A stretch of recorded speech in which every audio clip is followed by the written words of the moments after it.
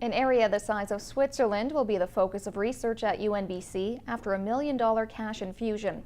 4 researchers have been awarded the funding to conduct work over the next 4 years. Their 3 projects are different but related. Whether it's the mountain pine beetle or climate change, many factors play into the dynamics of the Nechako River watershed. It will get the attention of 4 UNBC researchers over the course of the next 4 years, with the help of $1 million in funding. The research will be divided into 3 subsets, one being Dr. Stefan Derry's work on climate change and water security. So he and his group will be dealing with the water. Phil Owens and myself will be dealing with sediment, fine sediment, with fine sediment being a concern in the river as both a pollutant and as an issue for habitat. So we're not dealing directly with the habitat components, but more specifically with the sources. Where are the fine sediments coming from? A third arm of the research will look at new tools for sharing the outcome of past studies along with the findings from new bodies of work.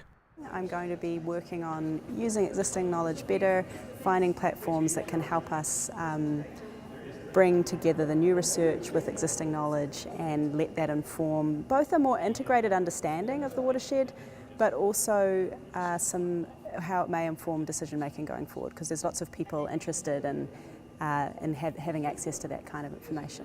While the work focuses on research, the hope is to make it relevant and accessible to those with an interest in the watershed. For this particular project, it's going to continue interacting with individual people, and there's parallel processes that are running alongside what the university is leading.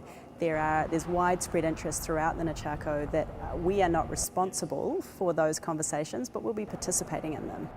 People who in towns or people who are dealing with the problems of erosion and maybe the people who are dealing with the issues around the habitat for the fish. So information could lead back to that. We're not necessarily making those decisions about that, but providing that information to them. Hopefully the portal will be available to anybody who wants to use it. The findings of the work will be made available to the public through workshops, conferences, and publications. Cheryl Jan, CKPG News.